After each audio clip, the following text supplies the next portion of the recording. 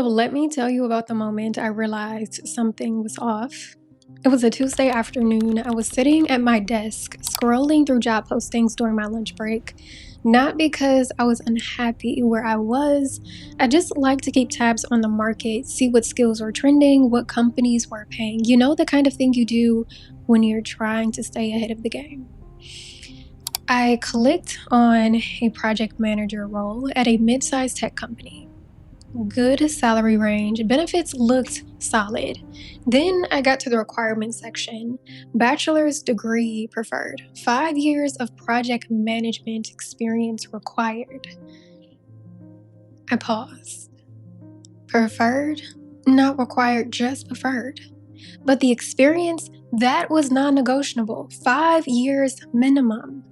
I opened another tab, marketing coordinator position, same thing. Degree in marketing or related field preferred, 3 to 5 years of experience required. Then another. Administrative assistant, high school diploma required, 7 years of administrative experience required. 7 years for a role that supposedly only needed a high school diploma. I leaned back in my chair and just sat with that for a minute. When did experience become the only thing that mattered? And why was no one explaining what that experience actually needed to include? I started keeping a running list, not because I was planning anything specific, just because once you notice a pattern, it's hard to stop saying it. By the end of the week, I had screenshots of maybe 15 job postings. By the end of the month, over 40. The language was almost identical across industry. Tech, healthcare, finance, education didn't matter. Degree preferred or equivalent, a combination of education and experience. We value diverse backgrounds, and then right underneath, minimum 7 years of relevant experience. I remember showing this to one of my friends over a cup of coffee. She worked in HR at a Fortune 500 company. I thought maybe she could explain it to me. Look at this, I said, sliding my phone across the table. They're asking for a decade of experience, but the degree is just nice to have. What does that even mean? She glanced at it, shrugged, and handed my phone back. Yeah, that's pretty standard now. Companies got pressure to drop degree requirements, so they did. But they still want someone who knows what they're doing, so they just upped their experience threshold. But how do you even measure experience? I asked. Like, is it just time, or does it even matter what you actually did during those years? She took a sip of her latte, honestly. It's usually just time. If your resume says you've been in a role for 5 years, that's what they're looking for. They don't have time to dig into whether you're innovating or just keeping the seat warm. I sat with that. They don't have time. That phrase stuck with me. A few weeks later, I came across a report from Harvard Business School. I wasn't looking for it, I was actually researching something else entirely, trying to figure out if there was any formal scholarship on how companies evaluate soft skills. But I stumbled onto this study and I was shook. The researchers had analyzed over 11,000 job postings. They were trying to figure out if all these public commitments to skills based hiring were actually changing who got hired. You know what they found? Fewer than 1 in 700 new hires actually benefited from the removal of degree requirements. 1 in 700. Companies were announcing it, news outlets were celebrating it, governors were signing legislation, major corporations were putting out press releases about how they were opening doors to people without degrees. But when the researchers looked at who was actually walking through those doors, do you know what they found? Almost nothing had changed. I read that statistic 3 times to make sure I understood it correctly. Then I went back into my list of job postings with fresh eyes between 2019 and 2024. The share of posting requiring bachelor's degree had dropped from just over 20% to less than 18%. That sounds significant, right? A real shift. But here's what the data also showed: the people doing the hiring, the recruiters, the hiring managers, the interview panels, they were still defaulting to the same signals they always trusted: degrees from recognizable universities, internships at brand name companies, resumes that looked like everyone else's resume. See, the policy had changed, but the outcome hadn't. And I started to wonder, what were we actually measuring when we said someone was qualified? Let me tell you about Maya. I'm changing her name because I don't have permission to tell you this story, but it's too important for me not to share. Maya and I worked together at a mid sized consulting firm a few years ago. She was brilliant. I mean, genuinely sharp. One of those people who could see 5 steps ahead in a project while everyone else was still trying to figure out step 2. She didn't have a degree. She started college but had to drop out after her first year when her mom got sick. Spent the next several years working retail, taking care of family, piecing together a life. Eventually, she taught herself data analysis, watching YouTube tutorials, took free online courses, built a portfolio of projects on her own time. When she applied to our company, they hired her as a junior analyst. The job posting had said degree preferred, but will consider candidates with equivalent experience. She was one of those few people who got in without a degree. For the first year, she was incredible. Clients loved her, her manager loved her. She consistently delivered ahead of schedule. But when promotion season came around, she got passed over. I remember her telling me about the feedback she received. Her manager said she was doing great work, but the leadership team had concerns about her long-term growth potential. When she pushed for specifics, they couldn't really give her any, just vague language about leadership presence and strategic thinking. Meanwhile, 2 people who'd joined the team after her, both with master's degrees, both frankly less effective at their actual work, got promoted. Maya stayed for another year, then she left. Not because she couldn't do the work, not because she wasn't good enough. She left because she realized the game wasn't designed for her to win.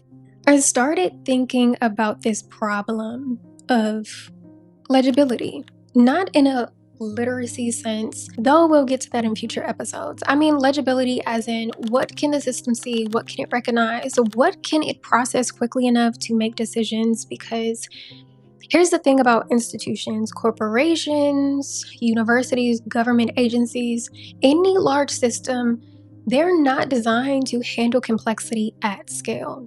They need shortcuts, filters, proxies. A resume that says 10 years of experience is legible. It fits in a box. It can be compared to another resume that says 7 years of experience. It's simple, clean, efficient, but what did that person actually do during those 10 years? Did they solve new problems or repeat the same solution over and over? Did they grow or plateau after year 3? Did they build expertise or just collect time? The system can't answer those questions, so it doesn't ask, it just counts the years and moves on. And here's where it gets insidious, because once you accept that experience measured purely as time can substitute for expertise, you open the door to a world where substance stops mattering as much as the appearance of substance.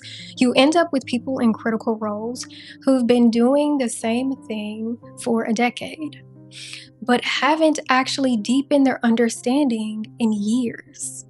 You end up with hiring managers who can't tell the difference between repetition and mastery because the system they're using wasn't designed to make that distinction. You end up with people like Maya, people who've built real experience outside of traditional pathways, being told they don't quite fit. Let me give you a concrete example that's close to home for me. Financial literacy. Most people I know learned how to manage their money the hard way through mistakes, through panic, through realizing at 27 that they have no idea how compound interest works. And they've been paying the minimum on their credit cards for 3 years. I remember learning how to budget the hard way. Not because no one sat me down in a classroom and walked me through it. I learned about credit scores because I got denied from an apartment and I had to figure out why. I learned about retirement accounts because I was terrified of ending up 65 with nothing saved, and no one in my family ever taught me how to plan for that. That's real knowledge, hard earned, practical, applicable knowledge.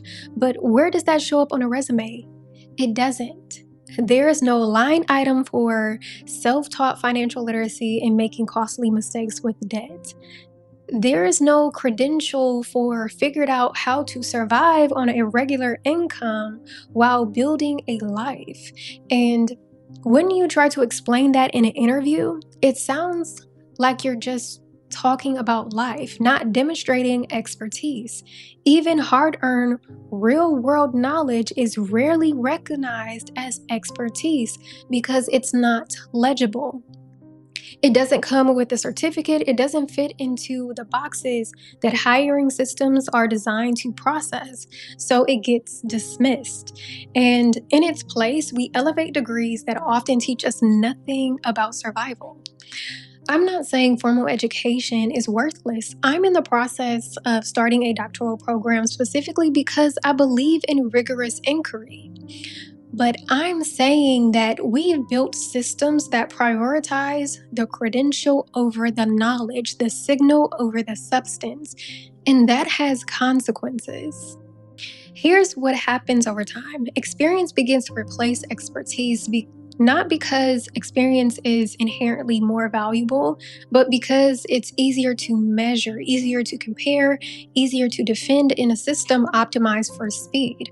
A 2017 Harvard study found that 67% of job postings for production supervisor roles requested a college degree.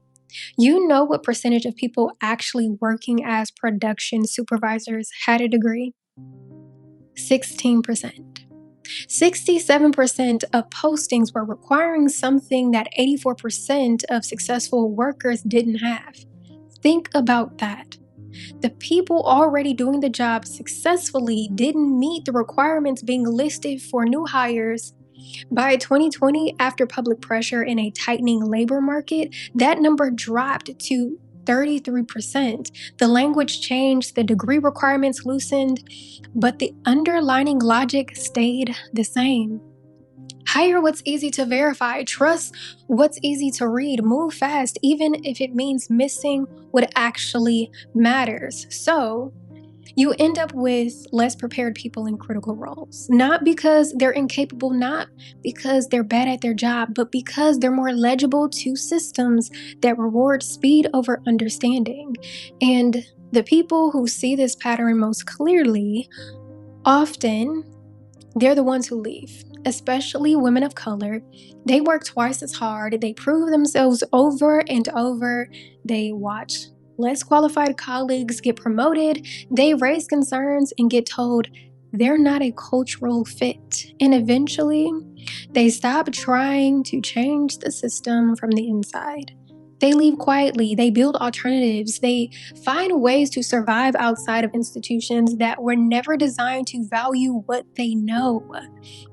Not because they lack ambition, but because they're done performing for a system that was never designed to see them clearly.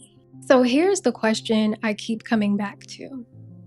If the system isn't teaching us how to recognize expertise, what is it teaching us? Because something is being taught.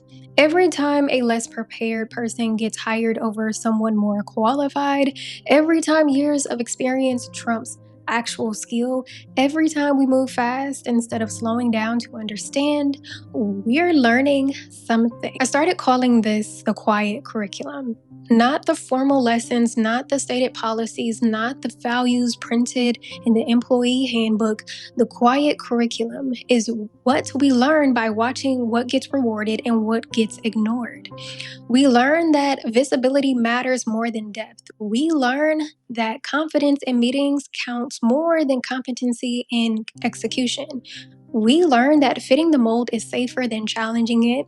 We learn that time served is easier to defend than mastery achieved. And critically, we learn not to ask too many questions. The quiet curriculum teaches us that speed is more valuable than understanding, that legibility is more important than substance, that the system rewards what it can see.